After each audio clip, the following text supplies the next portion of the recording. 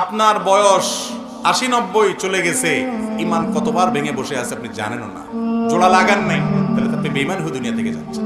Dangerous না বিষয়টা? এই যে ইমান ভঙ্গের কারণগুলো সম্পর্কে জানা দরকার আছে না নাই? আমি এক নজরে সংক্ষেপে বলে দিচ্ছি। ইমান ভঙ্গের কারণগুলোকে ওলামায়ে কেরাম নানাভাবে ব্যাখ্যা করেছেন। মৌলিক কারণ খুবই কম। এর ভিতরে প্রসিদ্ধ একটা ব্যাখ্যা হলো যে ইমান ভঙ্গের 10টি কারণ আছে। এই 10টি কারণের ভিতরে সর্বপ্রথম কারণ হলো শিরকে আকবর করা, আল্লাহর সঙ্গে কাউকে শরীক সাব্যস্ত করা। আল্লাহকে যেভাবে ইবাদত করছেন একই ইবাদত কোনো পিসাবরে কোনো কবরকে করলেন। আপনি আল্লাহকে যেভাবে উপাসনা করতেছেন সেই উপাসনাটা যদি কোনো মানুষকে করেন, আল্লাহকে যে ইবাদত নিবেদন করতেছেন সেই ইবাদত একইভাবে অন্য কোনো মানুষ বা ব্যক্তিকে বা কোনো বস্তুকে করেন, যেভাবে মুশরিকরা কোনো মূর্তির সামনে ইবাদত করে সে যেরকম শিরকে লিপ্ত হয়, মুশরিক হয়ে যায়, মুসলমানের সন্তান ঈমান আনার পর যদি শিরকে আকবর করে তাহলে সেক্ষেত্রে সে কি হয়? মুশরিক হয়। এই বড় শিরক, এটা ঈমান ভঙ্গের কারণ। বড় শিরক কিভাবে হয়, বিস্তারিত হয়, এগুলো আমরা জানবো ইনশাআল্লাহ বিইذনিল্লাহ অন্য কোনো আলোচনায়। দ্বিতীয়ত, আল্লাহর সাথে বান্দার যদি কোনো মিডিয়া সাব্যস্ত করেন, কিরকম মিডিয়া? যে এর ছাড়া আল্লাহরে পাওয়া যাবে না। যেমন আমাদের অনেক ধর্মের ভাইরা মনে করেন যে আল্লাহকে পাইতে হইলে সরাসরি পাওয়া যাবে না, বিভিন্ন দেবতা ধরতে হবে। এই জন্য অনেক দেবতার পুজো করে তারপরে ঈশ্বর পর্যন্ত, আল্লাহ পর্যন্ত যেতে হবে। ইমানদার যদি মনে করে যে আল্লাহকে পাইতে হইলে আল্লাহর বিভিন্ন ভায়া আছে এগুলো ধরতে হবে, ওনাদেরকে ছাড়া আল্লাহকে পাওয়া যাবে না, এরকম যদি মনে হয় এবং আল্লাহর ইবাদতটা তাদের মাধ্যমে করে, তাহলে সেটাও ঈমান ভঙ্গের কারণ। তৃতীয়ত, ঈমান ভঙ্গের কারণ হলো যে যদি কেউ মনে করে যে ব্যক্তি অমুসলমান, কাফের, ভিন্ন ধর্মের অনুসারী, বেঈমান, ঈমান আনেন নাই, মনে করে যে না তারটাও ঠিক আছে, তাহলে এই লোক বেঈমান, এই লোক ঈমান থেকে খারিজ হয়ে যায়, এটা ঈমান ভঙ্গ হয়ে যাওয়ার মতো কারণ। কারণ আপনি একটা লোক আল্লাহর প্রতি অবিশ্বাসী, আপনি বললেন না তারটাও ঠিক আছে। আমাদের অনেক মুসলমান ভাইরা আছে আজকাল, তাদের বিশ্বাসগুলো গোলালু মার্কা বিশ্বাস হয়ে গেছে।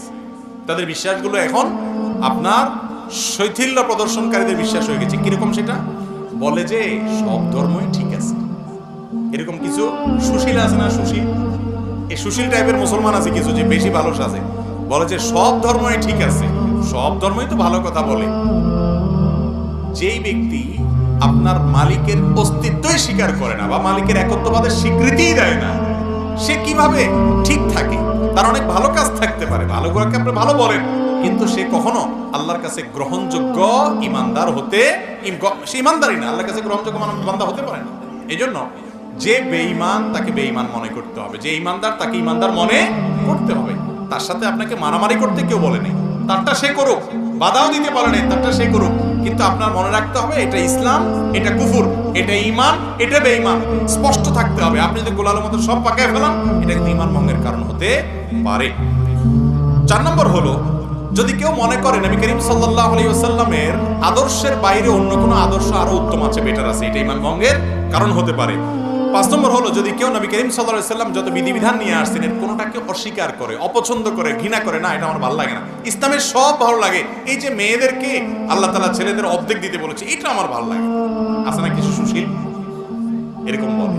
আরে ভাই, তোমার ভালো লাগাতে না লাগাতে কি আসছে? তুমি কি বুঝবে আল্লাহ কেন অর্ধেক দিয়েছে?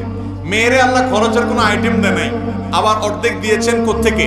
বাপের সম্পদ থেকে, মায়ের সম্পদ থেকে, আবার স্বামীর সম্পদ থেকেও ভাগ পাবে, সন্তান থেকেও ভাগ পাবে, মহর তো পাবেই, খরচ কিন্তু 1 টাকাও নেই। আর ছেলের খরচ সব জায়গায় আছে, শ্বশুর বাড়িতে গেলে মিষ্টি পোলটাটাও তার নিতে হয়, বাবার বাড়িতে গেলে ফলের প্যাকেটটাও তার কিনতে হয়, বউয়ের খানার টাকাও দিতে হয়, নিজেরটা তো দেওয়া লাগেই। তারপরে বলা হয়েছে তার 2 টাকা। আর মেয়েরে বলছে তুমি কাউকে খাওয়াইতে হবে না, মিষ্টি কোনোটার বিল তোমার দিতে হবে না, তোমার নিজেরটাও তোমার খরচ করা লাগবে না, স্বামী দিবে, তুমি শুধু তাকায় থাকবা আর অর্ডার দিবা বসে বসে। এরপর তোমাকে 1 টাকা দিলাম। বেশি দেওয়া হয়েছে না কম দেওয়া হয়েছে? কিছু ভাই আছেন যাদের মাথায় বুদ্ধি শুদ্ধি এত কম, এরা হিসাব নিকার বোঝে না, অঙ্ক বোঝে না, বলে যে ইসলাম মেয়েদেরকে ঠকাইছে, আমার এটা ভালো লাগে না। আপনার বুঝে আসুক আর না আসুক, আল্লাহ তাআলা যা বলেছেন ওর ভিতরেই কল্যাণ আছে, আপনি হয়তো বুঝেন না। আপনি মানুষ হয়ে, সৃষ্টি হয়ে আল্লাহর সব নির্দেশের রহস্য কিভাবে বুঝবেন? তো এই জন্য যদি কেউ আল্লাহর কোনো নির্দেশকে, রাসূল সাল্লাল্লাহু আলাইহি ওয়াসাল্লামের কোনো বিধানকে অপছন্দ করে, ঘৃণা করে, এর ফলে ঈমান চলে যায়। আরেকটা হলো শরীয়তের কোনো বিষয়ে যদি কেউ বিদ্রূপ করে, ঠাট্টা করে, তামাশা করে, আছে না অনেকে দুষ্টামি করে ব্যঙ্গ করে, দায় নিয়ে ব্যঙ্গ করে, জিনিসটা সুন্নত হতে পারে, কিন্তু সুন্নতে আপনি ঠাট্টা করলেন, রাসূল করেছে, বিদ্রূপ করলেন, তাহলে সাথে সাথে কি হয়ে যাবে? ঈমান হারা হয়ে হয়ে যাবে। এটা ঈমান ভঙ্গের কারণ।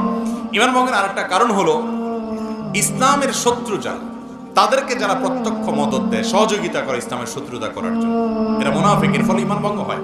ঈমান ভঙ্গের আরেকটা বড় কারণ হলো কেউ যদি মনে করে কিছু মানুষ আছে এরা ইসলামের গণ্ডির, ইসলামের বিধিবিধানের ঊর্ধ্বে উঠে গেছে, এদের নামাজ কালাম পড়া লাগে না। কিছু পিসাব দেখবেন তারা নামাজ কালাম পড়া না, বলে না বাবার এগুলা করা লাগে না, বাবা অনেক ঊর্ধ্বের জগতের মানুষ। আছে না এরকম কিছু বাবা? আরে ভাই, আপনার বাবা এত ঊর্ধ্বে উঠে গেছে যে তার নামাজ পড়া লাগে না। আমার নবীজি সাল্লাল্লাহু আলাইহি সাল্লাম তিনি মৃত্যুর আগ মুহূর্তে, বুখারীর হাদিস, যে দুজন সাহাবীর কাঁধে দুই হাত দিয়া হেঁটে হেঁটে মসজিদে যে নামাজ পড়ার মতো ক্ষমতা ছিল না। যারা মদিনায় গেছেন জানেন ওনার কবরটা ছিল ওনার বাসা, আর ওনার মিম্বরটা থেকে এখানে কতটুকু দূরত্ব, আমাদের প্যান্ডেল থেকে ওই প্যান্ডেলের মাথা এত দূর হবে না, এত কাছে। এইটুক যাওয়া, হেঁটে যাওয়ার শক্তি ছিল না। তখন দুই সাহাবীর কাঁধে দুই হাত ভর করে তিনি দাঁড়িয়ে তাদের শরীরের উপরে ভার ছেড়ে দিয়ে পাওটাকে মাটির সাথে হেঁচড়াতে হেঁচড়াতে টানতে টানতে নিয়ে মসজিদে নামাজ পড়ছেন মৃত্যুর আগ মুহূর্ত পর্যন্ত। আর আপনার বাবার নামাজ পড়া লাগে না। এ বাবা কি বন্ড বাবা না? আল্লাহ কোরআনে বলছেন ওয়াবুদ রাব্বাকা হাত্তা ইয়াতিয়াকাল ইয়াকিন, তোমরা আল্লাহর ইবাদত করো ইয়াকিন আসার আগ পর্যন্ত। বলে যে আমাদের বাবার ইয়াকিন এসে গেছে, আর লাগে না।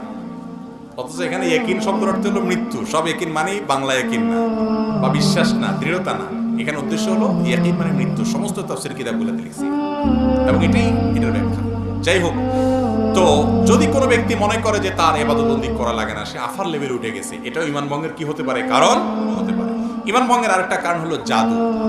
জাদুকে যদি কেউ হালাল মনে করে, জাদুতে লিপ্ত হয়, জাদু বলতে ব্ল্যাক ম্যাজিক যেটাকে বলা হয়, কুফরি কালাম, এর মাধ্যমে মানুষের ক্ষতি করা হয়, আছে না অনেকগুলো, এটাও ঈমান ভঙ্গের কারণ। এবং ঈমান ভঙ্গের আরেকটা কারণ হলো দ্বীনের ব্যাপারে একেবারে আপনার বেখেয়াল, একেবারে বেখবর। কিরকম বেখবর?